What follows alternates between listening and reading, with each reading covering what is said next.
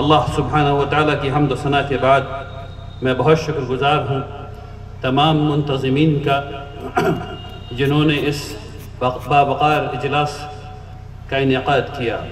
بارک اللہ فیکم جمیعا۔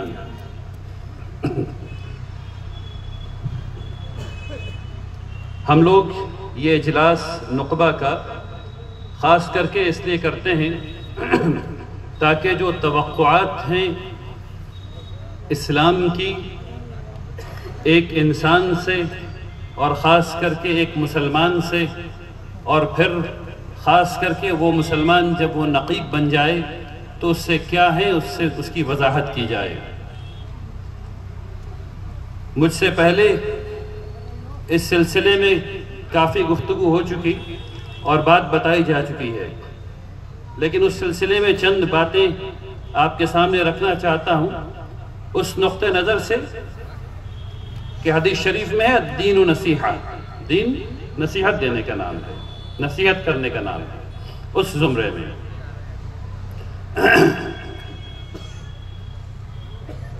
سب سے پہلی چیز جو ہم لوگوں کو سمجھنی ہے اور جس پر ہم سب لوگوں کو متفق ہو جانا ہے وہ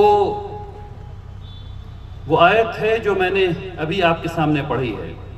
اللہ تبارک تعالیٰ نے فرمایا اننی انا اللہ، میں اللہ ہوں، لا الہ الا انا، میرے علاوہ کوئی عبادت کے لائق نہیں، فاعبدنی، میری ہی صرف میری ہی عبادت کرو۔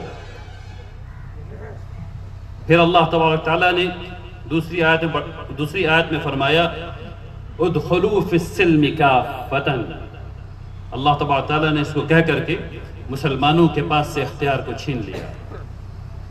اللہ تبارک تعالیٰ نے کہا کہ اسلام میں داخل ہو جاؤ، یہ نہیں کہا کہ آدھے ادھورے داخل ہو جاؤ، پورے داخل ہو جاؤ۔ اب اختیار کے باہر کی بات ہو گئی۔ اب یہ نہیں ہو سکتا کہ انسان مسلمان بھی ہو جائے اور آدھا ادھر کا ہو آدھا ادھر کا ہو، ایسا نہیں ہوتا۔ رسول اللہ صلی اللہ علیہ وسلم نے ہم لوگوں کو یہ نہیں سکھایا کہ آپ آدھے ادھر کے رہیں آدھے ادھر کے رہیں۔ اللہ کی حاکمیت پوری قبول کرنا ہی ہوگا، اس کے علاوہ کوئی چارہ نہیں ہے۔ پوری حاکمیت اللہ کی قبول کرنا ہی ہوگا۔ اس کا مطلب کیا ہے یہ سمجھنے کی ضرورت ہے۔ اس کا مطلب یہ ہے کہ جب ہم یہ کہتے ہیں لا الہ الا اللہ، اللہ کے سوا کوئی عبادت کے لائق نہیں، کوئی معبود نہیں، اور پھر یہ کہتے ہیں محمد الرسول اللہ، یعنی اللہ کے پیغام کو جس نے سمجھایا اس کی رسالت کا اقرار کرتے ہیں کہ محمد صلی اللہ علیہ وسلم اللہ کے رسول ہیں، یعنی کہ جو انہوں نے بتایا ہے اس کی اتباع کرنی ہے۔ اور انہوں نے کیا بتایا ہے؟ انہوں نے یہ بتایا ہے کہ اسلام میں پورے داخل ہو جاؤ۔ اس کا مطلب یہ ہے کہ اب اس زندگی میں حکم تو اللہ کا ہی چلنا ہے، بس اللہ نے ہمیں عقل اور اختیار دے دیا ہے، اور اس عقل اور اختیار نے ہمارے ساتھ کھیل کر لیا ہے۔ حکم تو اللہ کا ہی چلنا ہے، چاہے ہم کو یہ بات سمجھ میں آئے چاہے یہ بات سمجھ میں نہیں آئے۔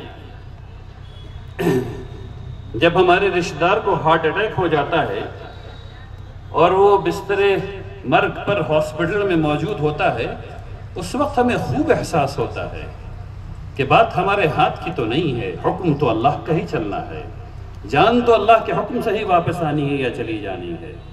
بس اس لمحے کو یاد کر لیجئے، اور پھر اس لمحے کو یاد کیجئے جب آپ کے پاس وہ کیفیت نہیں ہے، اور اس کیفیت کو اگر ہر وقت طاری کر سکیں، اللہ کی اس حاکمیت کو، اس دل کی اس کیفیت کو اگر ہر وقت طاری کر سکیں، تب وہ بات ہوگی جو مسلمان کے دل کی بات ہے۔ یعنی ابھی میں آپ کے سامنے بیٹھا ہوں اور ابھی ہم لوگ بات کر رہے ہیں، اور ابھی ہم میں سے کچھ لوگ مختلف چیزیں سوچ رہے ہیں، اس میں سے کچھ اچھی چیزیں ہیں کچھ خراب چیزیں ہیں۔